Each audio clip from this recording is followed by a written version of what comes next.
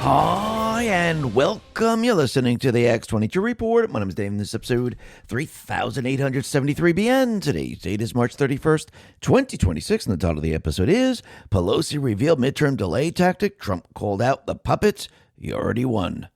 Optics.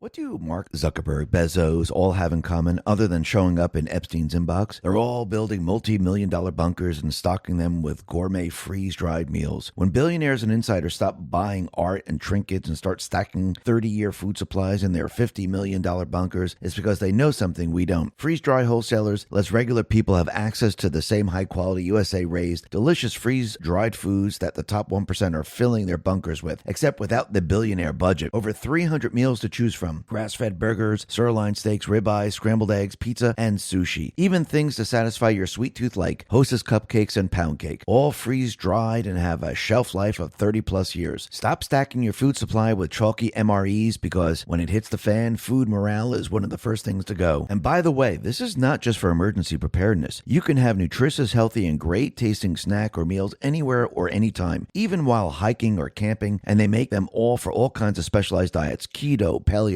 Atkins, etc., and other dietary requirements, food allergies, gluten intolerance, etc. Affordable and ready to eat in just minutes. So go check them out at freezedrywholesalers.com/X22 and use code X22 for 15% off your order, or just click the link in the description.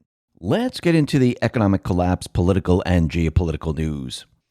Now, the deep state, the corrupt politicians, big tech fake news, the puppet masters, you can see they're already seeding the narrative to delay the midterms. Nancy Pelosi is out there letting everyone know that Trump is going to cheat in the elections. And yes, we had other Ds out there talking to the fake news, trying to convince everyone that Trump is going to manipulate the election results. Maxine Waters is saying this, Slotkin's saying this, all these people are saying it. And Nancy Pelosi, she came out and said something that's very, very interesting. And it seems she's actually telegraphing the entire country what they're planning to do to delay the elections. Now, at this point, they're realizing there's no way they can win the election. I know a lot of people think they can, that, oh, wait, look at the stats right now. But you have to remember, they win their elections by cheating. Without the cheating mechanism, they cannot win the elections. And this is why they're so panicked. This is why they're starting the narrative that Trump is going to cheat in the elections, that he's going to manipulate the election results in the machine. Actually, if you really think about it, it seems like Trump might have set them up and they might be proving his point in the end. But that's a whole nother story. Now, why do I say that they're seeding the narrative right now? Well, think about what they're going to try to do. Now, can they delay? That's what they'll try to do. Will they delay beforehand? I don't think so. Will they delay afterwards? I do believe so. I think that's their plan. Their plan is to access, most likely, the machines. Remember, it has been proven now, even with the modems off, that the systems that they cheat with, they can be remotely accessed and turned on. We had certain individuals within Venezuela letting everyone know, yes, this is possible. They can do this. So if they set up a certain number of machines in certain areas, and they actually manipulate the election results and create the narrative through the fake news and everywhere else, trying to convince everyone that Trump is cheating in the election, what happens at this point? Well, they're going to do what they've always done in the past. Think about everything that Trump is doing now with deporting the illegals, removing the personnel in agencies, closing agencies. They use the judiciary. They use lawsuits. They use all of this to delay the elections. They'll use lawsuits. They'll use the judges, and they'll try to keep Congress in limbo. I mean, they can only do it for so long, but I do believe this is what they're going to try to do. Now, could they use a cyber attack? Could they use riots to try to delay it? Yes, they can. But again, how long would they have to keep those going on? Probably a very long time. So do I think they're going to use those during the elections? No, I think they're going to use that after the elections to coincide with their lawsuits and everything else. Because I think at this point in time, this is why Slotkin and the others continually asked, Are you going to have ICE at the polling centers? I think they already know that, yes, ICE is going to be at the polling centers, which actually now tells them what they have to do. And I think this is why Nancy Pelosi came out and let everyone know this is the tactic we're going to use. Now, of course, she didn't come out and say this, but just think about what she's saying. Think about how she's handling this and how they're trying to create that narrative that Trump is going to manipulate the elections. So I do believe what they're going to try to do after the elections is they're going to try to delay with a lot of lawsuits, looking into things, saying, oh, we must count the ballots, we must do this, we must do that, because they already know they're going to lose. So they don't really care about that. They just want to prove that the elections were rigged. They want to put doubt in the people's minds. That's what they're trying to do, just like what they do now with deportation, with ICE, with the judiciary, with the judges. They're going to try to use this tactic. And you can see this is where we're heading. Now, think about why Trump wants to Save America Act so badly. Because what counters all of this? Well, we'll be talking about that a little bit later. But you can see Trump now has called out the puppets. He's called out the UK. He's called out France. And once again, when you start to look at what's going on in Iran, you could see that Trump has always had control of Iran.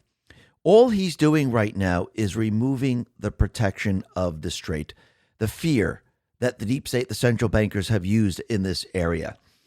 And right now, since the very beginning, actually, if you really think about it, he's been letting you know that he's already won. Once he was able to take away the insurance from the bankers from London, he already won what he was set out to do. Because the Navy now controls the Strait of Hormuz. He's been keeping it closed on purpose because he wants the spotlight shined on the allies. And once again, are they really our allies? He's putting them through the ringer right now. He's already won. The optics are on his side. He's just destroying the rest of their fear in Iran. Iran has already said, we give. It's already done. You see, Trump doesn't come out and say these things unless it's already done. See, the rest is to point the finger at NATO. It's to point the finger at the UK. It's to point the finger at France. It's to point the finger at Spain. It's to show the entire world that these people are not our allies. And he's showing everyone that he has complete and utter control over this entire area. This is why he said, it's open and free. Come and take it. He's letting you know he's controlling it. He has been controlling it for many, many days. This is why in the very beginning he said we won. All this other stuff is for optics. Everything that you're witnessing. Yes, they're still bombing the last remaining missiles. Those are all going to be destroyed. But he has complete and utter control of what he actually wanted. And that is the Strait of Hormuz. He wanted control over the energy. He wanted the energy fractured. He wanted the deep state, the central bankers, control removed from this entire region. And he is successful in doing all of this. Right now, you're witnessing the cleanup operation. We'll be talking a lot more about this a little bit later. But first, let's talk about what's happening with Charlie Kirk's assassination, because the Daily Mail put out a very interesting article saying that the bullet used to kill Charlie Kirk did not match rifle allegedly used by the suspect, Tyler Robinson. And this is coming from a new court filing. Now, this headline is very, very misleading. And we have Sean Davis and Kenneco the Great, where they break it down and let you know why it's completely and utterly misleading. Sean Davis says the science of matching bullets to specific rifle or pistol barrels is nonsense and always has been. There's no scientific process that allows you to take a spent round that has been deformed and fragmented and then conclusively determine that it came from this or that specific firearm.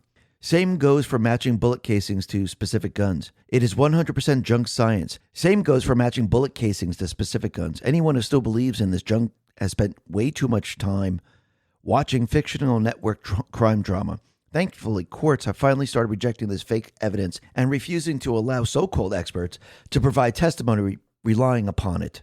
Kenneco the Great says, what a misleading headline from the Daily Mail. The ATF ran a tool mark analysis on a bullet jacket fragment recovered from Charlie's autopsy. The result was inconclusive, not no match. The jacket was too fragmented to compare, which also partially explains the lack of an exit wound. The bullet shattered on impact. Inconclusive means insufficient evidence to draw any conclusion.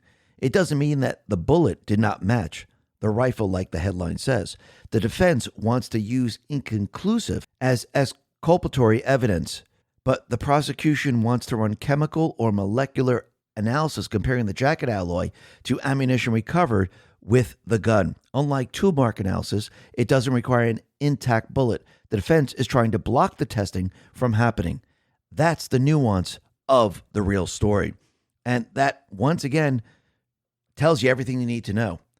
Now, people are going to use this to say, you see, the conspiracies that were out there, they are true. No, they are not true. Because once again, you could see what the defense is trying to do here. And now they're going to run another test. So once again, you could see that this entire thing that I think Candace and others have been pushing is going to completely and utterly fall apart in the end. And it's going to be a complete and utter disaster. Because once again, once they show that it came from the same gun, this is the person that shot the gun, and this is what happened to the bullet, and they show you what happened there. Yes, I know people want it to be something else, but I do believe, yes, there might be other people that were involved in this, talking to this person, pushing this person to do it. But again, we could see that this is the person, and yes, they were part of a group, of the trans group and the trans movement. You could see that everything that they were doing had to do with that. So once again, you could see where all of this is going right now. And unless there's some other actual evidence that comes out, I don't believe we're going to see anything different, because I do believe that Cash and the trusted people that Trump put into place, they're doing exactly what they're supposed to be doing. And we'll have to see how this all plays out in the end. But we could see, once again, Trump has complete and utter control of what is going on in Iran. And you could see the deep state players. You could see the EU. You could see the other nations, the UK, France, and the rest. All these puppets that were put into place, they're panicking right now. Now, remember, in the end, what do they really want? They want some type of false flag. They want some type of world war. Because, again, they need a distraction for everything that is happening, and they would love Trump to be involved in a world war. And you could see that Zelensky, who's controlled by the deep state players, by the EU, the bankers, and the rest, they control him, they're pushing him, and yes, is he a good guy? No, not really. He's a liar, because he's along for the ride here. Again, you could see he's a dictator, and you could see that he has now made deals with the Gulf nations. So Ukraine, they have now made defense deals.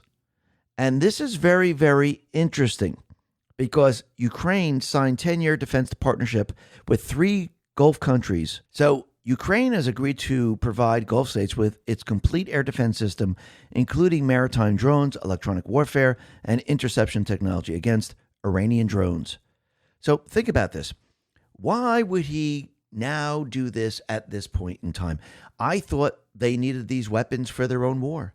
I thought they had no weapons. I thought they needed all this technology. Why would they be giving it away to the Gulf nations? Why would they create it specifically for the Gulf nations right now to deal with Iran? Is Zelensky, the EU, the deep state players, are they trying to bring Ukraine into this? Well, it just so happens that Iran declares Ukraine a belligerent in epic fury conflict. So it looks like by Zelensky doing this, he is now inserting Ukraine into all of this. Was this done on purpose? Absolutely.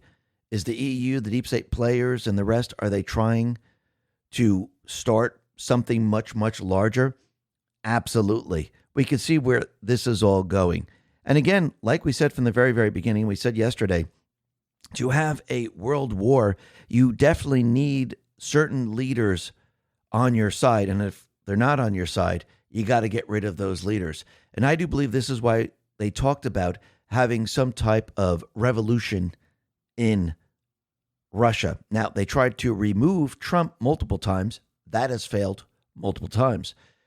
They tried to have a revolution in Russia, and that has failed. And it looks like they might be trying once again.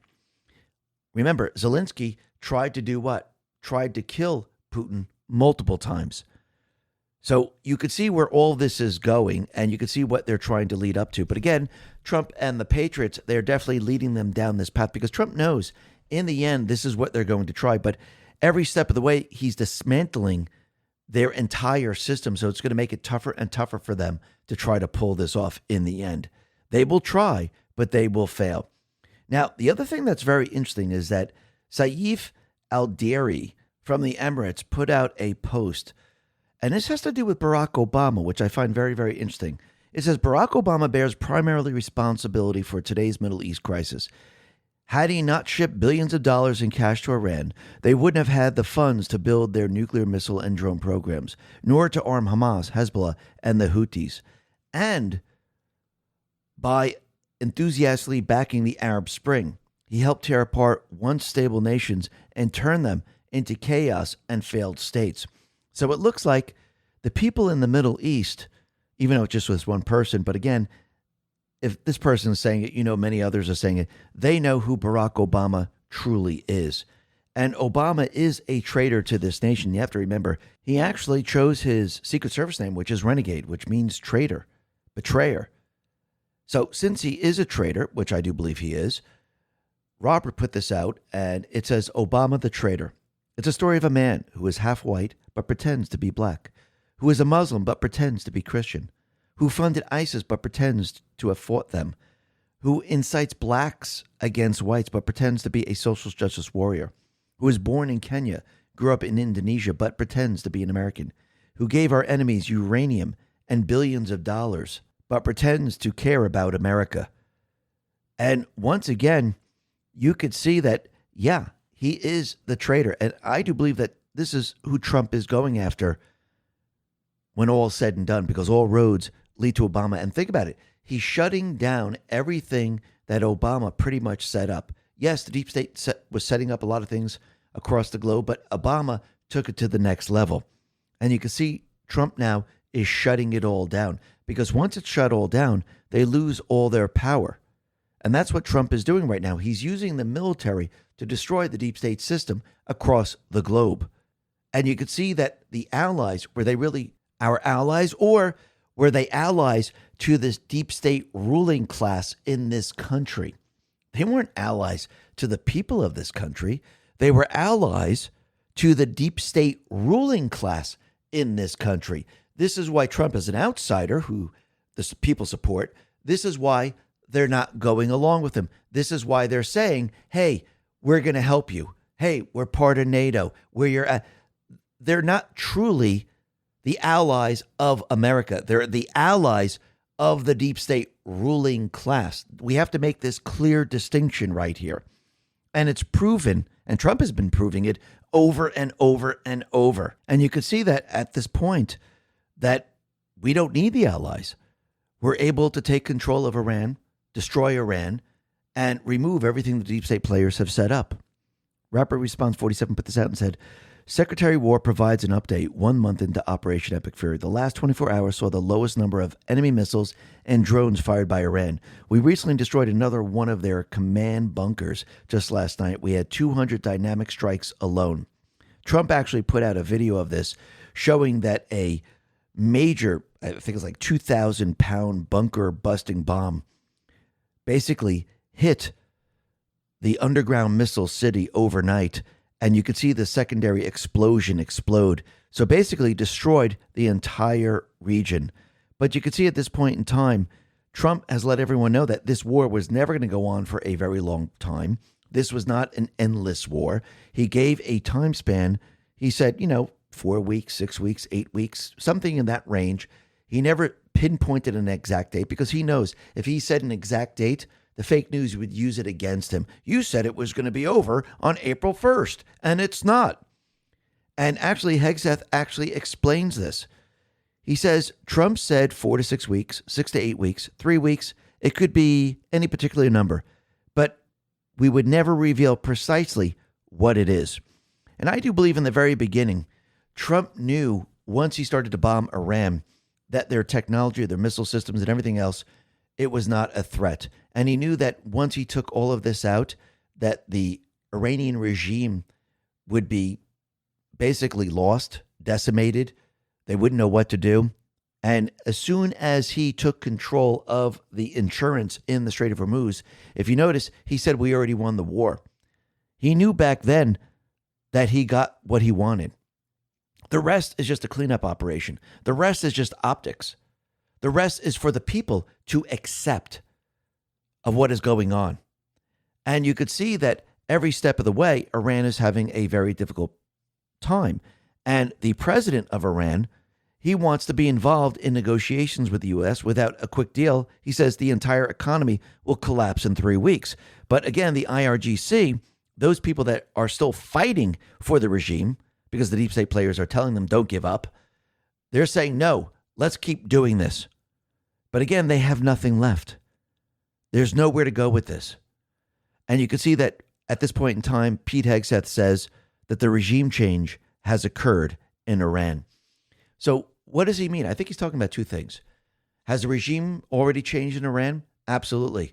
But the regime for who controls the Strait of Hormuz has now changed. The U.S. has been controlling it. It's been confirmed. Think about this for a second. And think about the allies right now. Because once again, Trump has been hitting them pretty hard. And Secretary of War Pete Hegseth just dropped a truth nuke on NATO. Eric Doherty put this out and says, you don't have much of an alliance if you have countries that aren't willing to stand with you when you need them. NATO is officially on notice. Trump never forgets. Trump then put this out.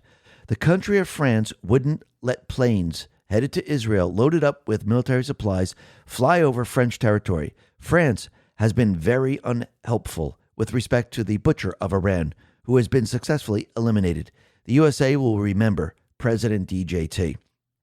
So basically, you could see that these allies, they're not really the allies. They're the allies of the deep state alliance. Those presidents, those people that were in position here before, that's who they're allies with. Trump is now calling out the puppets because that's who they are. They're the puppets. The puppet masters are controlling them. And he's calling them out one by one. And think about it. Since all eyes are on Pete Hegseth, you could see the deep state players. This is why they wanted to get rid of him from the very, very beginning, because he's very capable and he knows exactly what he's doing. So they keep trying to go after him, just like they're going after Noam, just like they went after Kash Patel. They just do a round robin here. The Financial Times put this out and said, Pete Hegseth broker looked to buy defense fund before Iran attack. Sean Parnell says this allegation is entirely false and fabricated. Neither Secretary Hegseth nor any of his representatives approached BlackRock about any such investment. This is yet another baseless, dishonest smear designed to mislead the public. We demand an immediate retraction. Secretary Hegseth and the Department of War remain unwavering in their commitment to the highest standards of ethics and strict adherence to all applicable laws and regulations. So why do they keep putting these stories out there? Because they're trying to create doubt. They want people to question, and they want investigations started in the government. Now, they might have sleepers that might try to push this. They might say, hey, we just got this story. You're going to have the Dems, the Ds. They're going to say, hey, we saw this story. Let's push an investigation. This is what they do. It's the wrap-up smear campaign. Hans says their desperation is so obvious, it's almost comical, yet they keep pushing without any concern that everyone sees their playbook. They went all in on taking out Hegseth and got nowhere. Then they went for Kash and failed. Then it was Tulsi's turn, and that failed too. So now they're back going after Hegseth again. This cycle has repeated at least 4 or 5 times. At this point, I'd be far more concerned about the people they're not targeting. Absolutely.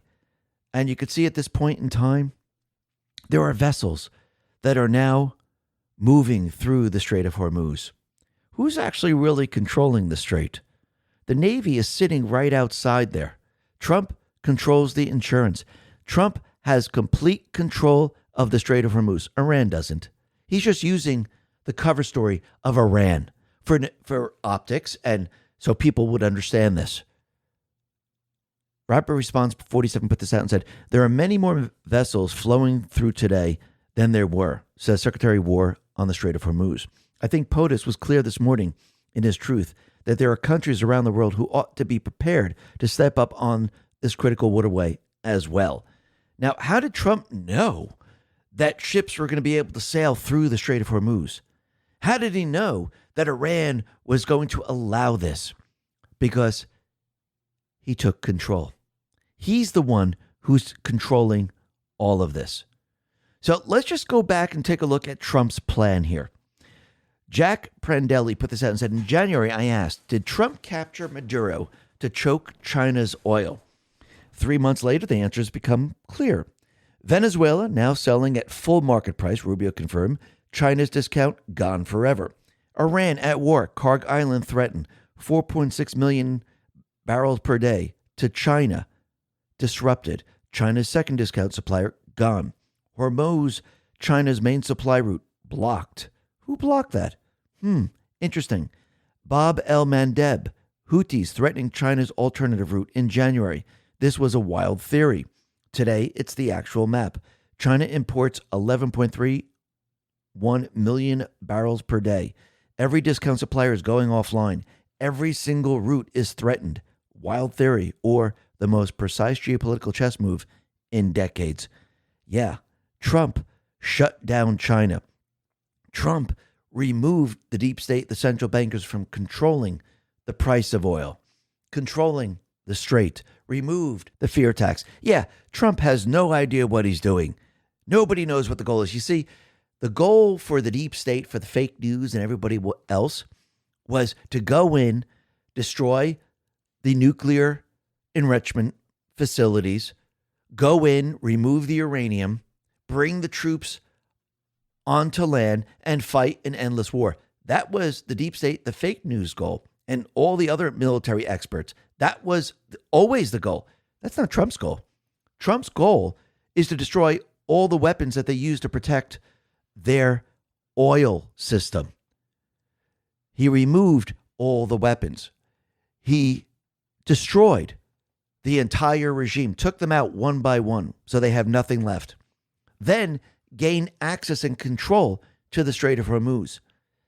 Now, I think we can all agree that lately everything going on in the world, and specifically our country, just feels loud all the time, and everyone wants you pulled into the noise. It's important to stay grounded and focus on things that help counter that. And I have something simple and meaningful that does exactly that. It's this sterling silver cross necklace, and on its box are words that have guided our country for generations. In God we trust. For me personally, pieces like this are a quiet reminder to slow down, not to react, to respond with patience instead of frustration, to choose faith over fear, and to remember that real strength comes from trusting his plan, not forcing outcomes. A lot of us feel right now a pullback to core values, faith, country, family, the same values many Americans rally around when they feel the nation drifting, and the same reasons so many still stand firmly in support of President Trump today. But this isn't about shouting politics or making a spectacle. It's not about yard signs or slogans. It's about keeping your faith strong, especially when the world feels like it's getting crazier by the day. Because at the end of the day, there can only be one side worth standing on, and that's God's side. Sometimes smaller symbols carry the greatest weight. If this resonates with you, I've put the link below the video in the description. That link is themagaoffers.com/X22 cross. You'll get 50% off your sterling silver cross using my link, and it's a meaningful piece you can wear daily or give to someone who'd appreciate the reminder. Again, that link is themagaoffers.com/X22 cross for 50% off while supplies last. Or if you prefer, you can call in to explore even more deals at 855-550-6242 with promo code X22 cross, or just click the link in the description.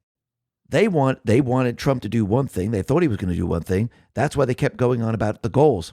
Trump, his mission was completely different. And now you're starting to see that Iran has nothing left. And soon the people of Iran will have freedom to do whatever they want. There'll be no pushback whatsoever. But all eyes now are on who? On the fake allies.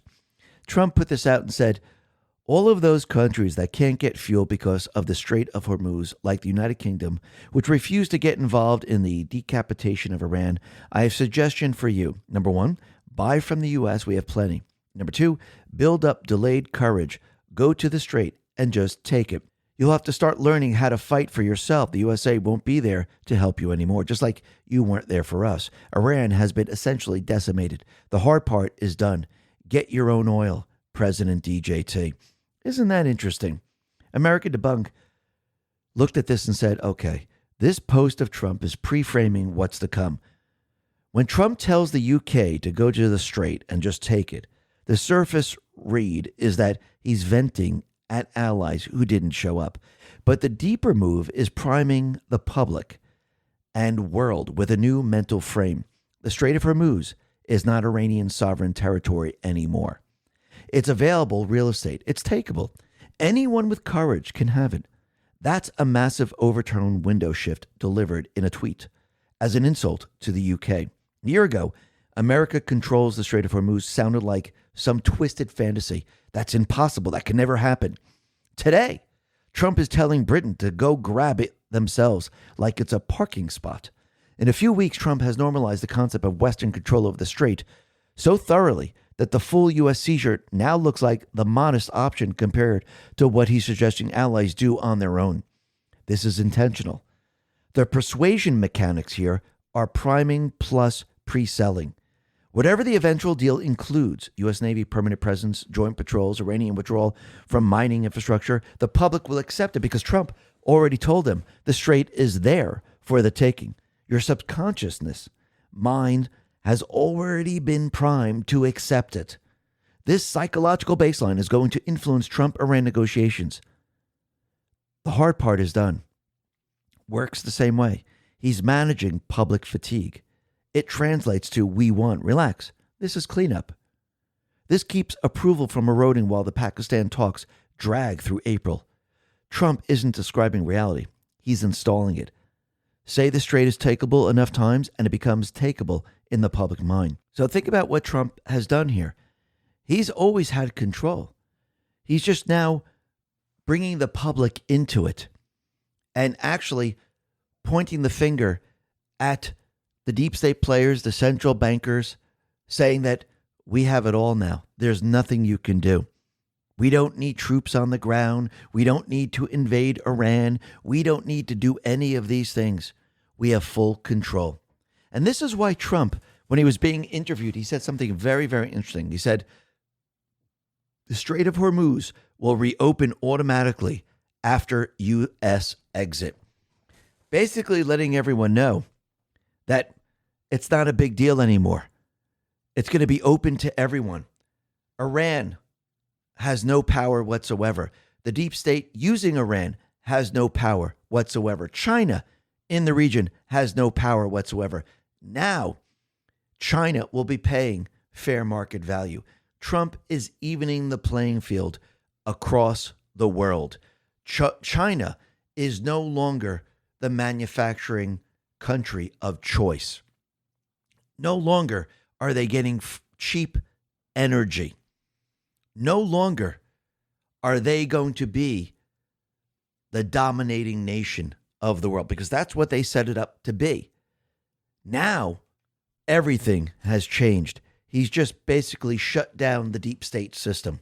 Everything that they were trying to do has been shut down. Their terrorism has been shut down. The cartels on the Western Hemisphere, they're being shut down. China has been shut down. The insurance that the bankers have used to control this entire area has been shut down. He shut down it all. Who's in control? It looks like Trump is in control. Enjoy the show. Now, the other thing that's very interesting is we could see that RFK Jr., he is really making a lot of moves in the health industry. And again, you have to remember the deep state players, what they have done here is they've used everything that they have to actually reduce population, keep people sick. Because in the end, what do they really want? What was part of their entire plan? It was to actually have the U.S. lose the war in the end. And how do you do that? You destroy the military. You make the people weak. You make the people sick. You depopulate at the same time.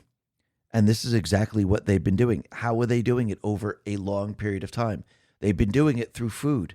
They've been doing it through vaccines. They've been doing it through medication. And RFK, I think he's calling them out all out on it right now. Maha Action put this out and said, RFK Jr. just shared that hospitals were giving diabetics foods like Jell-O, Coca-Cola, that worsen their condition.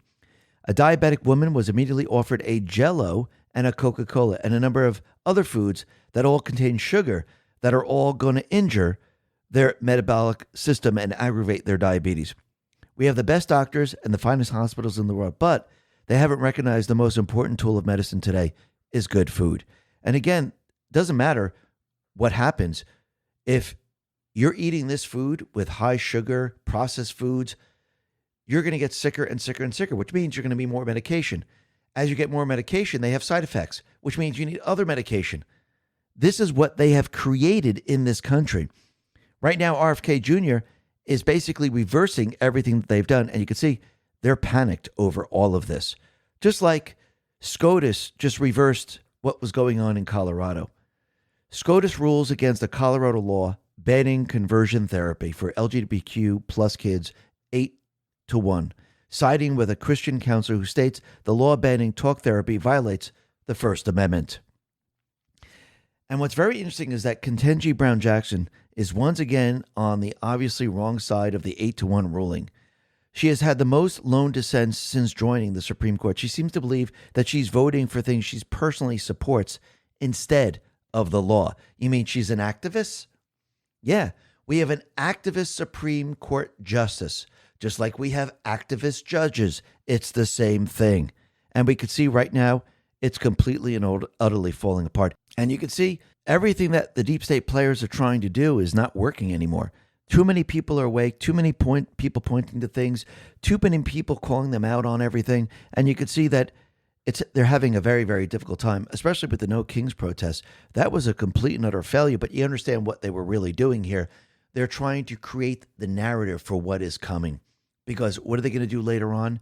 It's called riots. And yes, they're trying to set up Trump. But think about it. We all know who the financiers are of the No Kings protests. Kevin Sorbo put this out and said Arabella, $79 million, Warren Buffett, $16 million, Ford, $51 million, Rockefeller, $26 million, Soros, $72 million, Tides, $45 million, $294 million from all of these places. That should tell you everything you need to know. And I think in the end, Antifa has been training with weapons. Antifa has been very vocal about hurting and killing MAGA people. And I think this is where all this is headed as time goes on, because when all's said and done and they start the riots and they start to burn and loot and they go after people, I think they want to try still to start a civil war. Andy No put this out and said, Trump will fall soon. And so with the rest of the far right. It will be nice seeing fascist brains on a wall. An Antifa militant from the Dallas area in Texas is suggesting deadly violence against the president and his supporters. So basically, these Antifa people, they're not just, protesting, black rights. They're not just protesting free Palestine. They're actually coming out and letting you know what they're actually planning to do. This is what they always wanted to do. And now they're actually telling you. And you can see that they are going to be instructed to do all of this. When all's said and done, and the deep state players have nothing else because they're losing everything. They have no control over everything. Trump's counterinsurgency is working against them. This is what the deep state players are going to push because they have nothing left. Because think about all the investigations. Think about the investigation into fraud, the investigation into Russia collusion, into all the players that were pushing Russian collusion, the overthrow of the United States government in 2020. All of this is going to be coming out. And every day you see more and more information coming out about the different players, like Swalwell, for example. Kash Patel is now investigating Eric Swalwell, and Eric Swalwell is now panicking because he's investigating Eric Swalwell and he's pushing to release salacious Fang files. And this is very, very interesting. So Eric Swalwell had his attorney actually write a cease and desist letter to Kash Patel. Wait a minute. So the FBI, who's investigating a crime, maybe a treasonous crime, there's a lawyer telling him to stop doing that. So basically you could see there's panic in the air. And they're trying to convince everyone that there's no justification for releasing these type of files. But there was justification for releasing everything else on Trump, The Epstein stuff? Flopping Asen says, the New York Times just pulled off one of the fastest narrative flips in journalistic history. Epstein files. Transparency at all costs. Burn it all down. Release everything. Swallow file. Whoa, hold up. There's private info in there. It might be classified material. This could really hurt him. Oh, now we suddenly care about privacy. Now we clutch our pearls over old investigations. Now unverified gossip is a national crisis. They didn't suddenly grow principles. They just realized the target wasn't on their enemy's list anymore. And you can see this is exactly what's happening. And they're panicking right now. They don't want this information out there. They don't want people to know that these people have committed horrendous crimes against the people of this country. I mean, all you got to do is look at USAID. And if you think USAID was acting alone, it wasn't. These agencies, those people within the agencies, a lot of them were part of the CIA, and they were directed by the CIA. The Last Refuge put this out and said, there is no distinction nor sunlight between USAID and the CIA. Essentially, the USAID organization was the State Department front group for the CIA. I wish people explained this better. When the CIA operatives went into an active intel op, they used the State Department as their cover. So yes, you could see who took over this country. It was the criminal syndicate. Yes, it was the CIA, it was the deep state players, the Ds, those behind the curtains. They were controlling the country. They designed it to be a criminal system. And they were controlling everything. Just like when you look at the Middle East and you look at what is going on with Russia. What was NATO put there for? To protect their system.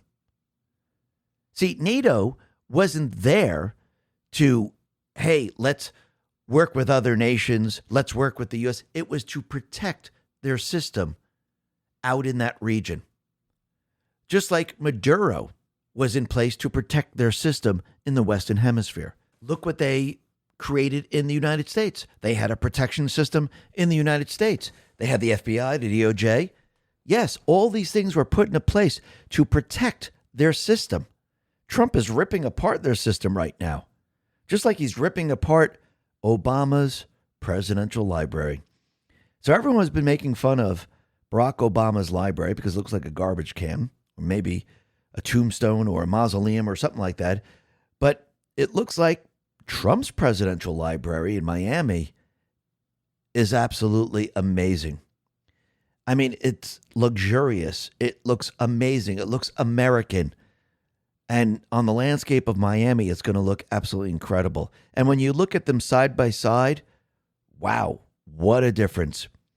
One is, I guess, a mausoleum, a tombstone, a garbage can, and one is a beautiful building representing Trump's presidency. It looks absolutely amazing. And think about the ballroom. That looks absolutely amazing. Now, there's another judge now that is trying to block the ballroom. And think about it. Why are they so concerned about a ballroom where the taxpayers aren't even paying for it? Why don't they want him to go down into the bunker area? Remember, there's a bunker that was built a long time ago. Yes, it was improved upon over time. Are they worried about what is going to be found down there? That's interesting. Clandestine says, if we're making guesses about the ballroom and massive complex being built by the U.S. military, my guess is the old bunker facility was compromised, bugged. Hence the need to build a new one. And that would explain why the Dems, mainstream media, are so salty about it, because they're losing an asset.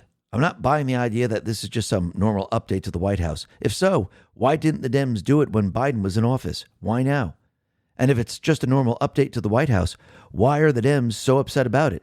And why have they expended so much ammunition on this supposedly routine remodeling? There's more to this story that we don't know yet, and there's a reason the Dems have been so triggered about this ballroom construction from the start. Anything involving the U.S. military, the Dems mainstream media tend to squeal extra loud.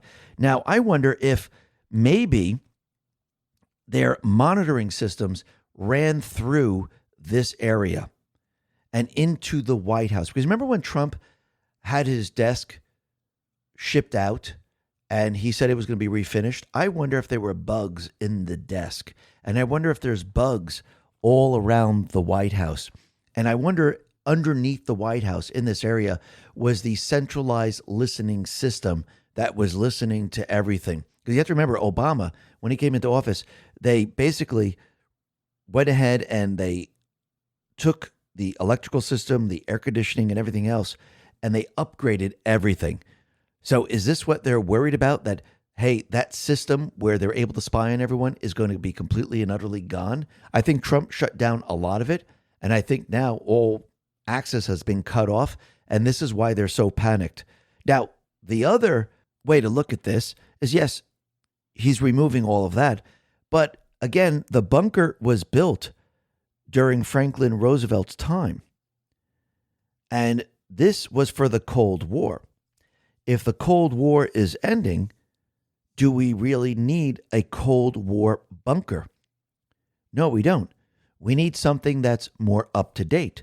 We need something that's going to assist us moving forward. America First Report put this out, and it says, after decades later, Trump is doing something remarkably similar beneath his much maligned White House ballroom. Only this time, what lies beneath it isn't a Cold War era bunker with fold-out cots and rotary phones. If the donor list, the contractor profile, and the president's own words are any indication, what's being built underground is something far more consequential, the nerve center of American AI supremacy. Trump confirmed what had been slowly leaking through a stupid lawsuit, his words, filed by preservationists opposed to the East Wing's demolition. The military, he told reporters aboard Air Force One, is constructing a massive complex beneath the ballroom. Bulletproof glass, drone-proof ceilings. The president noted that the ballroom itself becomes a shed for what's being built by the military below. And again, they're not really worried about the ballroom. They're worried about what he's going to discover and what he's putting into place. Among the 37 confirmed donors are Amazon, Microsoft, Google, Apple, Meta, the full constellation of American cloud computing. Also present, Booz Allen Hamilton, which generates 98% of its revenue from U.S. government contracts and specializes in intelligence and data analytics. And most telling, Palantir Technologies and Lockheed Martin. It is the primary contractor behind Project Maven, the Pentagon's flagship AI program, which can now generate 1,000 targeting recommendations per hour. The Army has consolidated 75 separate Palantir contracts into a single enterprise agreement worth up to $10 billion. The thing being concealed here is not sinister, it's strategic. The president has said plainly the military is building something massive, classified, bulletproof, and drone-proof. He has said the ballroom is a shed for it. The donors are the architects of American AI. The United States is engaged in a technological competition with China that will define the 21st century. The nation that controls advanced AI controls intelligence, logistics, targeting, surveillance, financial systems, and the basic infrastructure of modern warfare.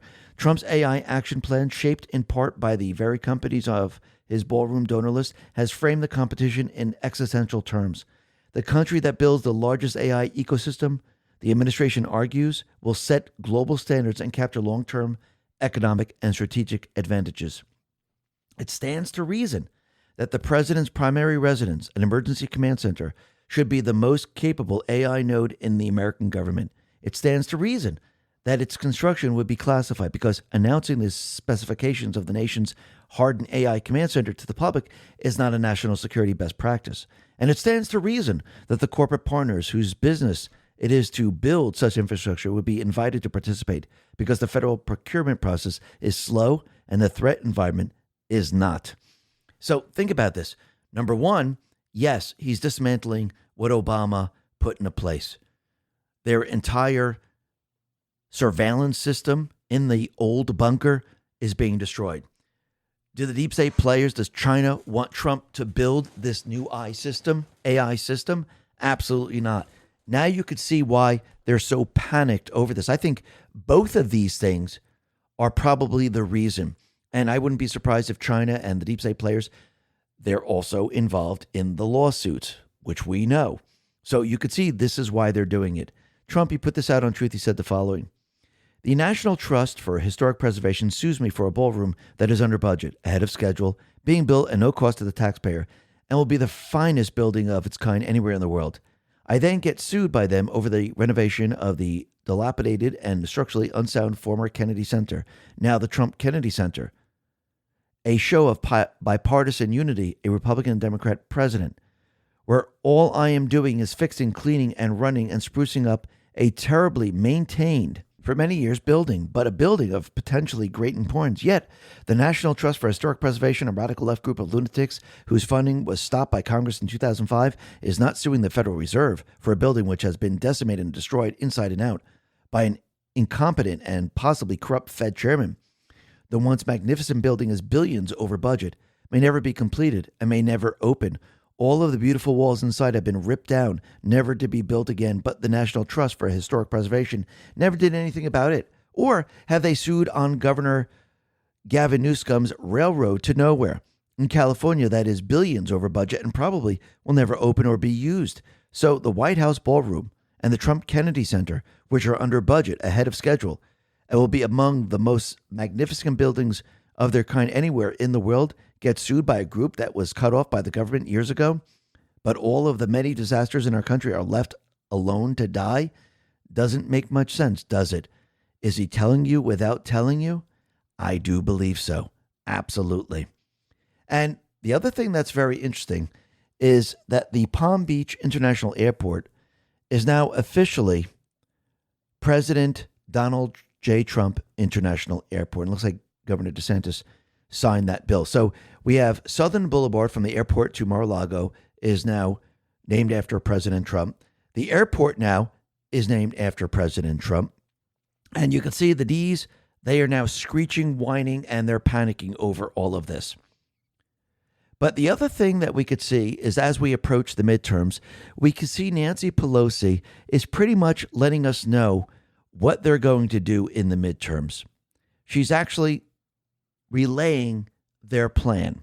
Western Lensman put this as that Nancy Pelosi says Trump and Republicans may try to rig vote counts in the midterms. She says we have to be on guard. They may try to creep into the technology and create false count. Think about what she just said there. Now we know that many of these machines can be activated even though the modems are turned off. So if the machines could be accessed, can they do something to the machines to make it look like there was cheating? We have come full circle, and Trump is going to have the D's prove that the machines are not safe. They are a national security threat. Making voting machines inoperable or are shown to be switching votes would not legally delay Election Day itself.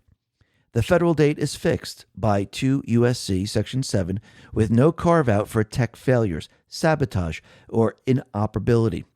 Voting would still happen on schedule using paper ballots, provisional ballots, or emergency manual procedures. The D's already know they cannot win the election. They know a delay will not work. If the systems are manipulated, it would absolutely create massive widespread belief that the counts are not real, trigger prolonged certification delays, and give Democrats the perfect hook for the exact litigation and mobilization playbook Pelosi laid out in the interview. So let's think about this. They allow the elections to happen. They know they can't win, but they create this narrative that the elections were flipped within the machines. Are they planning to have the riots and everything else afterwards to go along with the lawsuits? Because think about it. They're building their base up to say Trump is cheating in the elections. Here's how it might unfold, tied directly to her words and the machine vulnerabilities the non-mainstream investigators have documented for years. Pelosi's exact words, she said Democrats must prepare because Republicans may try and do with technology. They might creep into the technology, create false count. She then listed the tools, litigation, legislation, or just mobilization, communication to guard against it. So when she says creep into the technology frame, is she talking about remotely accessing the equipment? Is she talking about malware that bricks the system? Or physical remote tampering? Maybe all the above.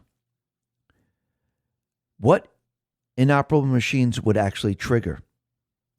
Well, if the polls open on time, states already have statutory backups. Paper ballots, hand counting at precincts, provisional ballots, or moving voters to functional machines. If there is some type of power outage or something like that, well, there's generators and other things that could take care of that. Tabulation then grinds to a halt in the targeted precincts counties. This creates the This creates the exact false count Optics Pelosi warned about, but flipped. Late night glitches, huge delays in reporting, or entire precincts going to hand counts would be broadcast nonstop. So they would weaponize and sow doubt and delay results. The technology, she would say, the technology was compromised, just like we warned. This is the false count. And they would demand, through litigation, forensic imaging of every tabulator, file suits under state emergency election statutes and 2 U.S.C. Section 8, claiming the inoperability prevented a fair count, push for court-ordered freezes on certification until safe manual audits are complete, certification delays in blue areas, governors, secretaries of state, Democrat-run states declare election integrity emergencies, extend canvassing windows, and push results past the safe harbor deadline, December 11th. This drags official outcomes into January 2027 and beyond. Losing candidates file FCEA notices citing the inoperability as evidence of tech creep. The fight runs 3 to 9 months into the new Congress while provisionally seated Republicans still vote, but the headline screams illegitimate majority. So the results will stay in limbo for weeks, months in contested areas. Public trust, they're going to try to force it to collapse. They might add on to this with riots, people very pissed off that Trump is treating. He's the king. See how they're playing all this out now? And they'll try to use this. Oh, look, the king wants us to stop. Oh, the king is putting pressure on us. So basically, this is one scenario, according to Nancy Pelosi, that they might try to use. Because again, if they do this after the midterms and they show that Trump cheated, they could say, look, the king is trying to put his people into place. The king now is coming after us because we're protesting against it. He's trying to use the Insurrection Act. You could see this is why the No Kings protests have been building over this time. It's trying to create the narrative that they want during the midterms. How do we know that they don't have a chance during the midterms? Stephen Moore put this out and said, voters may not love Republicans, but increasingly they fear Democrats. A new YouGov poll deep dive shows support for Democrats slipping across almost every demographic. The AOC Mamdani takeover is driving voters away. And you can see this is why every step of the way, Trump is putting protections into place to make sure that we can win the elections, no problem whatsoever, no matter which way you look at it. Yes, they're going to try to delay things because that's what they do. But Trump wants to make sure, hands down, that we win the elections. This is why he has the election day in the Supreme Court. This is why the birthright citizenship is in the Supreme Court. This is why he has Harmeet Dillon going around and cleaning up the voting rolls. This is why he wrote executive orders shutting down the mail-in ballots. This is why he wants the Save America Act. But first, let's look at the 14th Amendment. Hans put this out and said, the 14th Amendment was written after slavery to guarantee citizenship to former slaves and to the children of immigrants fully under U.S. jurisdiction. The framers obviously could not have imagined Chinese anchor baby mothers flying in for a quick visit, but they include the phrase subject to the jurisdiction thereof, meaning that some limits on automatic citizenship were intended. Traditionally, this has applied to children of foreign diplomats or invading forces, but there's no reason it couldn't extend further. For example, Article 7 of China's national security law obligates all Chinese citizens to serve the state as spies, meaning they remain subject to their own jurisdiction. There are many arguments along these lines, so it'll be interesting to see where Barrett, Kavanaugh, and perhaps even Gorsuch come down on this. Mike Davis says the 14th Amendment is clear. 4 words decide everything. Subject to the jurisdiction. Illegal aliens owe no allegiance to the United States. They fall outside the jurisdiction. History confirms it. Congress had to pass a separate statute to grant birthright citizenship to American Indians. They weren't subject to jurisdiction either. So ask the simple question. If American Indians didn't get automatic birthright citizenship, how do the children of illegal aliens? They don't. The Supreme Court follows the plain text, or it doesn't. Easy ruling, no excuses. And think about it. What counters everything the deep state players are trying to do? Yes, Trump is putting all these protections into place, forcing the Supreme Court to follow the rule of law. But the Save America Act would neutralize the entire tactic. Now you see why the rhinos really don't want it. And say we don't get the Save America Act. Trump has something else in his pocket. We call it the executive order. Once he shows that the elections were rigged in 2020, it becomes a national security threat. Now, will the D's still try to push their agenda? Yes, but it's going to backfire, but it's going to show that these systems are not secure. It's going to play right into what Trump wants. But he will have the election secure because of his executive orders. So you can see where all this is going. It doesn't mean that the D's will not try to delay everything. If we have the Save America Act, yes, we're set. The executive order, yes, we will get a fair, clean election, but the D's will probably still try to push their agenda. And Trump, he knows this. They will still try to push the riots because the people are going to say that he's a king. He's cheating in the election. And now he's using the Insurrection Act on the rioters. See how this is all playing out? But you have to remember, we've been involved in an illusionary world for a very long time. And this is what Trump is removing. He's removing the system that they created. And it is a system. I think Matt Van Swal, on a very high level, pretty much explains it. I think I know why everything sucks. And it's because everything is fake. We are getting fake college degrees that cost 4 years and 6 figures that teach you fake education and get you a fake job. We're eating fake foods with fake ingredients funded by fake research. We're scrolling through fake lives with fake relationships who take fake curated vacations to promote brands that make fake products. We're voting for fake candidates who run on fake promises inside a fake system that was never designed to fix anything. We're raising kids in fake schools that teach fake history, fake science, which quietly produce fake adults who can't think for themselves. We're watching fake news about fake crises produced by fake journalists for fake outrage. We're borrowing fake money that was printed from nothing to fund a fake economy that will collapse in an afternoon if people stopped pretending it was real. We are buying fake organic food that's just a paid label and drinking fake juice with 2% juice in it and putting fake cheese on cheeseburger that's just cheese product on fake burger meat. We're donating to fake nonprofits where the money never makes it to the people, and then the funding fake foreign aid that buys real weapons to prop up fake governments. We're going to fake therapy that teaches fake coping skills instead of telling you hard truths. We're buying fake furniture made of fake wood that's actually compressed sawdust and glue that looks like wood, ships in 14 boxes with instructions written in a fake language that isn't quite any language, requires tools it doesn't include, takes 4 hours to build, wobbles on day one, and is totally destroyed in 6 months. We're downloading fake free apps that charge a subscription after 3 days for AI features that don't work, hidden behind a paywall we didn't see, protected by a privacy policy we didn't read, buried inside terms of service written by lawyers specifically so we wouldn't read them, that we agreed to by tapping a button the size of a thumbnail, that gave a company we've never heard of the right to sell our data to companies we'll never hear of, to build a profile on us we'll never see, to influence decisions we'll never know were made. It is all fake, and we all yearn for what was once real. Don't you remember? Did you forget? There was a time with a simple handshake between men was a contract. When bread went stale because, well, that was real bread. That's what it does. When kids played outside all day until it was dark and nobody tracked them.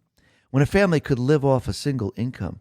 When music was made by people who lived something real and you could feel it. When schools were hard and that was the point. When doctors knew your name and your family. They even came to your house when you bought something once and it was yours forever. When the chair your grandmother bought once lasted 70 years and she passed it on to your dad, and now nothing is real.